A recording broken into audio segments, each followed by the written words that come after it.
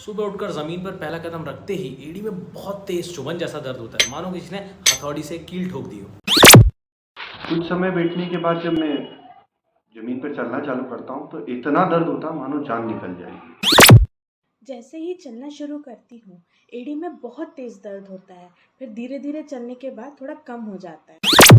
क्या आपके साथ भी कुछ ऐसा ही हो रहा है? अगर हाँ, तो हो सकता है कि आपको प्लांटर फेशियाइटिस है। यूँ तो इस तरह के एड़ी के दर्द के कई कारण हो सकते हैं, जैसे कि प्लांटर फेशियाइटिस, रेट्रोकैल्केलियन बर्साइटिस या अकीलीज टेंडनाइटिस। बट प्लांटर फेशियाइटिस इसमें से सबसे ज़्यादा कॉमन है और आज के इस वीडियो में हम उसी के बारे में बात करेंगे। मैं हूं डॉक्टर अंकित सोनी, हड्डी एवं जोड़ रोग विशेषज्ञ, एक ऑर्थोपेडिक सर्जन, और इस वीडियो में हम प्लांटर फेशियाइटिस को बिल्कुल डिटेल में समझने की कोशिश करेंगे। जैसे कि प्लांटर फेशियाइटिस क्या होता है, प्लांटर फेशियाइटिस किसे होता है, प्लांटर फेशियाइटिस क्यों होता है, इसे डायग्नोज कैसे किया जाता है और फाइनली इसका ट्रीटमेंट क्या है, इसे ठीक कैसे किया जाए। अब प्लांटर फेशियाइटिस क्या होता है? प्लांटर फेशियाइटिस एड़ी में दर्द के सबसे आम कारणों में से एक है। ये अक्सर बहुत ज़्यादा देर तक नंगे पैर खड़े रहने, चलने या दौड़ भाग करने की वजह से होता है। प्लांटर फेशिया हमारे पैर के तलवे में एक मोटा सा बैंड जैसा स्ट्रक्चर होता है जो हमारी एड़ी से शुरू होता है और पैर की उंगलियों तक या पंजे तक, टोस तक जाता है। हमारे पंजे के जो आर्चेस होते हैं या बनावट होती है, ये उसे मजबूती से पकड़ के रखता है और साथ ही साथ हमारे पंजे को लचीला और फ्लेक्सिबल भी बना के रखता है। एक तरह से ये हमारे पैरों के लिए शॉक एब्जॉर्बर का काम करता है। जब भी हम लंबे समय के लिए खड़े होते हैं, चलते हैं या दौड़ते हैं, तो प्लांटर फेशिया पे स्ट्रेस या टेंशन पैदा होता है और ये फेशिया जहाँ एड़ी की हड्डी कैल्केनियम पर जुड़ती है, उस जगह पर सूजन आ जाती है। अगर ये स्ट्रेस या टेंशन शरीर के एक निश्चित समय में रिकवर करने की कैपेसिटी से ज़्यादा हो जाए तो प्लांटर फेशियाइटिस की समस्या हो जाती है। अब ये प्लांटर फेशियाइटिस किसे होता है? ये किसी को भी हो सकता है। करोड़ों लोग इस समस्या से जूझ रहे हैं। पूरी दुनिया की टोटल पॉपुलेशन में से 10% लोगों को यह समस्या होती है और जिन्हें ये होता है उसमें से 30% लोगों को बायलैटरल होता है, मतलब कि दोनों एड़ियों में परेशान करता है। ये महिलाओं और पुरुषों दोनों में हो सकता है, पर महिलाओं में ज़्यादा देखने को मिलता है। ये दो तरह के लोगों को हो सकता है। पहला, जिसमें प्लांटर फेशिया में स्ट्रेस ज़्यादा हो रहा है, जैसे कि 25 से 35 साल की यंग महिलाएं, खासकर की गृहिणियां, जो दिन भर दौड़ भाग कर घर के कामों में लगी रहती हैं और ख़ासकर यदि वे ये सब काम नंगे पैर बिना चप्पल के कर रही हैं तो उन्हें प्लांटर फेशियाइटिस होने की संभावनाएं बहुत ज़्यादा बढ़ जाती हैं। दूसरा, ये 40 से 60 साल के उन लोगों में देखा जाता है जिनके शरीर की हीलिंग कैपेसिटी थोड़ी कम होती है, जो थोड़ा कम एक्टिव होते हैं और जिनका वज़न ज़्यादा होता है, जो स्ट्रेस ज़्यादा लेते हैं, नींद ठीक से नहीं हो पाती या जिनकी अनहेल्दी डाइट होती है। अब प्लांटर फेशियाइटिस क्यों होता है, यह समझने के लिए हमें दो चीज़ें समझनी होंगी। पहला तो प्लांटर फेशियाइटिस पे पड़ने वाला स्ट्रेस या तनाव को, और दूसरा बॉडी की स्ट्रेस से होने वाली तनाव व सूजन को ठीक करने की जो कैपेसिटी होती है, मतलब कि हीलिंग कैपेसिटी, उसको। जब भी इन दोनों में बैलेंस बिगड़ेगा, तनाव या स्ट्रेस हीलिंग कैपेसिटी से ज़्यादा होगा या फिर हीलिंग कैपेसिटी तनाव या स्ट्रेस से कम होगी, तो प्लांटर फेशियाइटिस हो जाता है। अब हम समझें कि तनाव या स्ट्रेस कैसे बढ़ता है।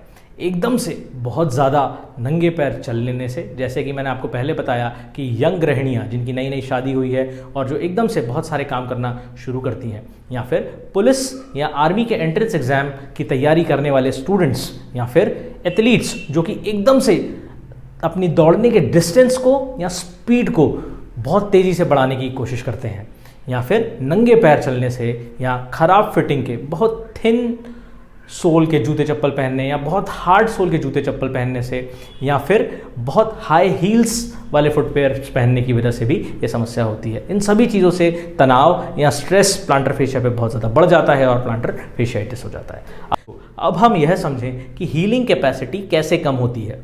जो लोग कम एक्टिव होते हैं, जिनका ज़्यादा दौड़ भाग करने की आदत नहीं होती, या जिनका वज़न ज़्यादा होता है, खास करके 40 से ज़्यादा उम्र के लोग, वे अगर अपने रूटीन एक्टिविटी से थोड़ा भी ज़्यादा चलना फिरना या दौड़ भाग कर लेते हैं तो उन्हें यह प्रॉब्लम हो सकती है।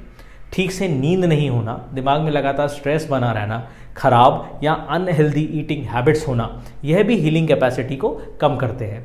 जब भी तनाव और स्ट्रेस या फिर हीलिंग कैपेसिटी, इन दोनों का बैलेंस बिगड़ता है, तनाव स्ट्रेस ज़्यादा होता है या फिर बॉडी की हीलिंग कैपेसिटी कम होती है तो प्लांटर फेशियाइटिस हो जाता है।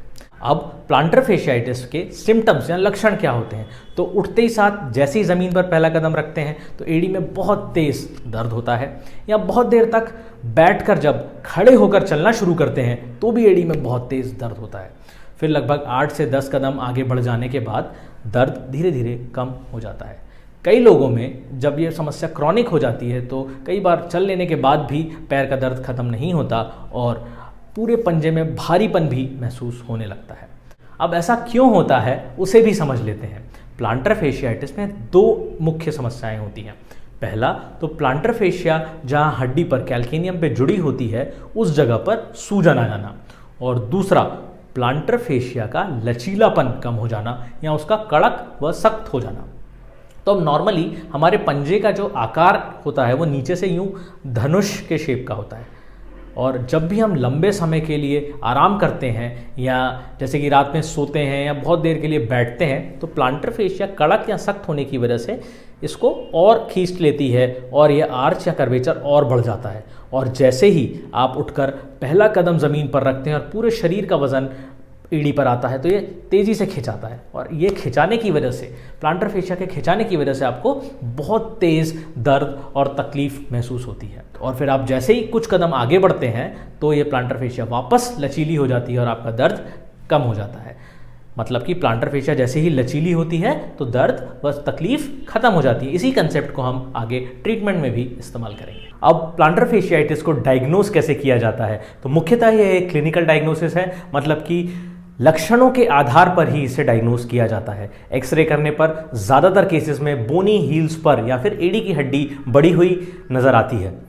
अब हम इस वीडियो के सबसे इंपॉर्टेंट पार्ट की ओर आगे बढ़ें, मतलब कि प्लांटर फेशियाइटिस के ट्रीटमेंट को अच्छे से समझते हैं। पर उसके पहले अगर आपको ये वीडियो पसंद आ रहा है तो इसे लाइक ज़रूर करें और इसी तरह के हमारे वीडियोस आगे भी देखने के लिए चैनल को सब्सक्राइब करें। मेरी ओपीडी में रोज़ लगभग 10% पेशेंट्स, मतलब कि 4 से 5 पेशेंट्स प्लांटर फेशियाइटिस की समस्या के साथ आते हैं, और वो जो सवाल पूछते हैं उनकी एक लंबी लिस्ट बन गई है और समय के साथ ये लिस्ट और लंबी होती जा रही है, जिसे मैंने नीचे कमेंट सेक्शन में ऐड कर दिया है। वीडियो देखने के बाद आपके मन में प्लांटर फेशियाइटिस को लेकर पहले जो भी सवाल थे उसे कमेंट सेक्शन में देखें और वीडियो में आपको उनसे क्या जवाब मिला उसे नीचे लिख दें। इसके अलावा अगर आपके मन में कोई और नए सवाल भी हैं प्लांटर फेशियाइटिस को लेकर तो उसे भी कमेंट सेक्शन में ज़रूर लिखें, ताकि मैं उनका भी जवाब दे दूं। और ऐसा कर कर हम मिलकर कमेंट सेक्शन में प्लांटर फेशियाइटिस के सभी पेशेंट्स के लिए एक कंप्लीट गाइड बना लेंगे, जहां उन्हें अपने सभी सवालों के जवाब मिल जाएं। तो अब प्रॉब्लम का जो भी कारण है यदि हम उसे ही खत्म कर दें तो प्रॉब्लम अपने आप ही सॉल्व हो जाएगी।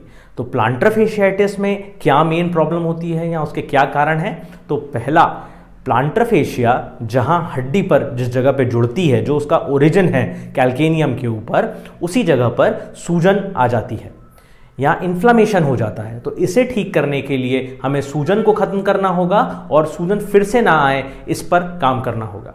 जब कुछ समय बीत जाता है तो कुछ स्टडीज़ में ऐसा पाया गया है कि इन्फ्लामेशन की जगह मेन प्रॉब्लम ब्लड फ्लो की कमी और फेशिया के कोलाजन फाइबर्स में डीजनरेशन या उसकी कमजोरी या टूट फूट हो जाता है, जिससे प्लांटर फेशिया का लचीलापन कम हो जाता है और वो सख्त और कड़क हो जाती है। उसे ठीक करने के लिए हमें रेगुलर प्लांटर फेशिया की मसाज और स्ट्रेचिंग एक्सरसाइजेस करनी होगी, और यह एकदम ईमानदारी से और बिल्कुल रेगुलर करना ज़रूरी। और तीसरा कि बॉडी की हीलिंग कैपेसिटी को बढ़ाना होगा, वेट रिड्यूस करना होगा, अच्छा न्यूट्रिशियस आहार लेना होगा और तनाव को कम करके अच्छी नींद लेनी होगी। तो अब सूजन को कम करने के लिए क्या किया जाए? तो उसके लिए डॉक्टर के परामर्श के अनुसार कुछ दवाइयां जैसे कि NSAIDs लें, ताकि बहुत ज़्यादा जो तकलीफ अभी हो रही है उसको कम किया जा सके और आप अच्छे से एक्सरसाइजेस कर पाएँ। सूजन फिर से ना आए उसके लिए हमेशा नरम या सॉफ्ट चप्पल या फुटवेयर को ही पहनना बहुत ज़रूरी है। नंगे पैर बिल्कुल भी ना चलें, एक कदम भी नहीं।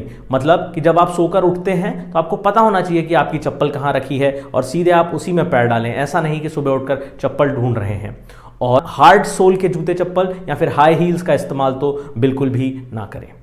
अगर आप एथलीट हैं और उसकी वजह से आपको एकदम डिस्टेंस या स्पीड बढ़ाने की वजह से ये समस्या हुई है, तो अभी आप थोड़े दिन के लिए बिल्कुल रेस्ट करें और फिर ग्रेजुअली धीरे धीरे रेगुलर डिसिप्लिन प्रैक्टिस के साथ डिस्टेंस और स्पीड को बढ़ाने पर फोकस करें। एकदम से दिल्ली जीत लेंगे ऐसा सोच के आगे ना बढ़े। अगर आपका वेट ज़्यादा है तो आप वेट कम करें और आइडियल BMI रखने की कोशिश करें ताकि हील पर प्रेशर कम आए। अब प्लांटर फेशिया को फिर से लचीला और साथ ही साथ फुट और काफ की मसल्स को भी मजबूत बनाना है ताकि फिर से प्लांटर फेशियाइटिस ना हो और आप इसे जड़ से ठीक करके फिर से नंगे पैर चलने का आनंद ले सकें। अब हम इन सभी चीज़ों को डिटेल में समझेंगे, जो भी ट्रीटमेंट मोडालिटीज़ मैंने अभी बताई हैं। पहला, हॉट एंड कोल्ड फर्मेंटेशन या फिर कॉन्ट्रास्ट बाथ कैसे करना है। तो आप 2 बाल्टियों में पानी लें, पहले में हल्का कुनकुना गर्म पानी और दूसरे में ठंडा या नॉर्मल रूम टेम्परेचर का पानी। शुरुआत हमेशा गर्म पानी की बाल्टी में पैर रख के करना है। इसमें 3 मिनट के लिए दोनों पैरों को डुबा के रखें। फिर 3 मिनट के बाद आप अपने दोनों पैरों को गर्म कुनकुने पानी की बाल्टी में से निकाल के ठंडे पानी में रख लें। इसको 1 मिनट के लिए रखना है। ऐसा आप 10 से 15 मिनट के लिए रिपीट करते रहें। ध्यान रखें कि ऐसा आपको रोज़ सुबह शाम दोनों टाइम करना है और आपको शुरुआत भी गर्म पानी की बाल्टी से करना है और अंत भी गर्म पानी की बाल्टी में पैर डुबा के करना है। टाइमिंग इंपॉर्टेंट है, 3 मिनट के लिए गर्म कुनकुने पानी में और 1 मिनट के लिए ठंडे पानी में। इससे आपको सूजन और दर्द में काफ़ी आराम मिलेगा। फिर इसके बाद आप अपने पैरों को पोंछकर सुखा लें और थोड़ा सा कोई दर्द निवारक तेल लेके, और अगर आपके पास ऐसा कुछ नहीं है तो सिंपल थोड़ा सा सरसों का तेल लेकर पूरे पंजे की मसाज करें। अपने अंगूठे का इस्तेमाल करके पूरा एड़ी से पंजे तक मसाज करें। एड़ी पे ये जो अंदर की तरफ का पॉइंट है जहाँ आपको सबसे ज़्यादा तकलीफ होती है, वहाँ से शुरू करें और पूरा नीचे टोस तक करें। फिर साइड्स में भी करें। ऐसा आप 1 मिनट तक इस तरह से मसाज करते रहें। अब इसके बाद आपको प्लांटर फेशिया की स्ट्रेचिंग करनी है। जैसा कि अब आपको पहले से ही पता है कि आपकी समस्या का मेन कारण प्लांटर फेशिया का लचीलापन कम होना है, मतलब कि इसका टाइट या कड़क हो जाना। तो इसकी स्ट्रेचिंग मात्र से ही आप अपनी 70% से ज़्यादा तकलीफ को ठीक कर पाएंगे। इसे करने के लिए आप आराम से बैठ जाएं। अफेक्टेड या तकलीफ वाले पैर को इस तरह से अपने ठीक पैर के घुटने के ऊपर रख लें। सपोज आपके राइट पैर में तकलीफ हो रही है तो राइट हैंड से टोस को पकड़ें और लेफ्ट हैंड से हील को, और अपने प्लांटर फेशिया को स्ट्रेच करें। पंजे का जो धनुराकार है या उसका जो कर्वेचर है उसे खींच कर कम करने की कोशिश करें। ऐसा करने में आपको दर्द वाली जगह पर तनाव या खिंचाव महसूस होगा और आप अपने बैंड जैसे स्ट्रक्चर या प्लांटर फेशिया को फील भी कर पाएंगे। इसे 5 सेकेंड के लिए इस पोजीशन में होल्ड करें और फिर धीरे से छोड़ें। ऐसा 10 रेपिटेशन आपको सुबह शाम करना है। इसे आप दिन भर में बीच बीच में भी कर सकते हैं। इसको करने का सबसे अच्छा टाइम क्या है? इसको करने का सबसे अच्छा समय यह है कि जब भी आप सोकर उठे हैं या लंबे समय के लिए बैठकर उठने जा रहे हैं और आपको पता है कि अब जैसे ही चलना शुरू करेंगे तो आपको एड़ी में दर्द होगा, तो जस्ट इसके पहले ही इस स्ट्रेचिंग एक्सरसाइज को कर लें और फिर चलना शुरू करें। तो आप खुद इसे ऑब्जर्व करेंगे कि आपका दर्द कम हो गया है या फिर शायद आपको चलने पे दर्द हुआ ही नहीं। अब प्लांटर फेशियाइटिस की स्ट्रेचिंग के बाद आपको पंजे और पिडली की मांसपेशियों को भी मजबूत बना के रखना है ताकि प्लांटर फेशियाइटिस की समस्या बार बार ना हो। इसके लिए आपको फुट और काफ स्ट्रेंथनिंग एक्सरसाइज करनी है और ये एक्सरसाइज ठीक होने के बाद भी आपको हमेशा लगातार करनी ही है ताकि आपको प्लांटर फेशियाइटिस बार बार ना हो। तो फुट या पंजे की छोटी छोटी मांसपेशियों को मजबूत बनाने के लिए आप एक टॉवेल को इस तरह से ज़मीन पर बिछा लें। फिर धीरे धीरे इसे अपने पैर की उंगलियों का इस्तेमाल करके अपनी ओर खींचने की कोशिश करें। ऐसा आप 2-2 मिनट के लिए सुबह शाम करें। इससे आपकी छोटी छोटी पंजे की मांसपेशियां बहुत मजबूत हो जाएंगी। अब काफ स्ट्रेंथनिंग के लिए आप आराम से समतल जगह पर खड़े हो जाएं और फिर धीरे से अपने पंजे पर ऊपर की ओर जाएं। 3 सेकंड के लिए वहीं रुकें, फिर धीरे से नीचे आ जाएं। ऐसा आपको 20-20 बार सुबह शाम करना है। ऐसा करने में अगर आप बहुत सहज हैं और बहुत आसानी से कर पा रहे हैं तो इस एक्सरसाइज को सीढ़ी पर खड़े होकर भी इसे कर सकते हैं ताकि एंकल का मैक्सिमम मूवमेंट हो सके। इसके लिए आप आराम से सीढ़ी के एक छोर पे खड़े हो जाएं और फिर पंजे के बल धीरे से ऊपर जाएं। 3 सेकंड के लिए होल्ड करें, फिर नीचे आ जाएं। पूरा नीचे आएँ, पूरा नीचे, और 3 सेकंड के लिए फिर से होल्ड करें। फिर ऊपर जाना है, 3 सेकंड के लिए होल्ड करना है। ऐसा आप 10-10 बार सुबह शाम रिपीट करें। इन सभी चीज़ों को जानने के बाद ज़्यादातर पेशेंट्स का यही सवाल होता है कि क्या मैं कभी नंगे पैर नहीं चल पाऊँगा, या मुझे क्या हमेशा ही ये सिकाई और एक्सरसाइजेज जीवन भर करनी होंगी। तो शुरू में जब आपको तकलीफ़ बहुत ज़्यादा है तब 2 से 3 हफ्ते के लिए आपको कॉन्ट्रास्ट पाथ या गर्म ठंडी सिकाई एकदम रेगुलर करना है, जिसमें आपको 10 से 15 मिनट का समय लगेगा। फिर 1 मिनट के लिए प्लांटर फेशिया का मसाज करें और उसके बाद 2 मिनट के लिए स्ट्रेचिंग एक्सरसाइज करके प्लांटर फेशिया को लचीला बनाएं। इसके बाद 2 मिनट के लिए फुट स्ट्रेंथनिंग और फिर लास्ट में 1 मिनट के लिए काफ की स्ट्रेंथनिंग एक्सरसाइज करें। तो टोटल आपको 15 से 20 मिनट का समय दोनों टाइम सुबह और शाम शुरुआत में 2 से 3 हफ्ते के लिए तो इसे देना पड़ेगा। फिर जब आपको लगभग आधे से भी ज़्यादा आराम हो जाए तब आप गर्म ठंडी सिकाई को बंद कर सकते हैं, पर फेशिया की मसाज, स्ट्रेचिंग और स्ट्रेंथनिंग एक्सरसाइजेस को, जिसमें 5-5 मिनट का समय सुबह शाम लगेगा, वो आपको करना चाहिए। फिर जब आपका दर्द पूरी तरह से ठीक हो जाए तो भी आप अपनी एडी का बहुत अच्छे से ख्याल रखें और अब सिर्फ स्ट्रेंथनिंग एक्सरसाइजेस को हमेशा करते रहें। इसमें आपको सिर्फ 2 से 3 मिनट का समय लगेगा, मगर आपको ये समय अपनी एडी के लिए देना चाहिए। इस पूरी अवधि में आपको नरम फुटवेयर्स ही पहनने हैं और नंगे पैर बिल्कुल भी नहीं चलना। फिर जब लगभग 1 महीने तक आपको एडी में बिल्कुल भी दर्द ना रहे तब आप धीरे धीरे नंगे पैर चलने की ट्रेनिंग अपने पैरों को देना शुरू करें।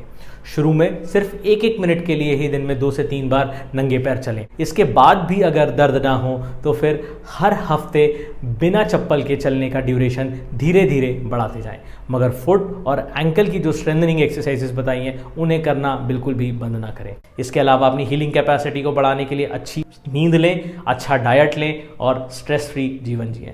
अगर इन सब चीज़ों का इस्तेमाल करके भी लगातार आप रेगुलर इनको कर रहे हैं और उसके बाद भी आपका प्लांटर फेशियाइटिस ठीक नहीं हो रहा, तो फिर डॉक्टर की सलाह के अनुसार आपको एडी में ही कुछ इंजेक्शन लगाए जा सकते हैं, जिससे आपको लाभ मिल सकता है। आशा करता हूं कि इस वीडियो के माध्यम से मैंने आपको प्लांटर फेशिया के बारे में बहुत डिटेल में समझा दिया है। आप इन चीज़ों को समझ गए हैं और अब आप अपने प्लांटर फेशिया के तकलीफ़ को, प्लांटर फेशियाइटिस को खुद ही बहुत अच्छे से और जल्दी ठीक कर लेंगे। धन्यवाद।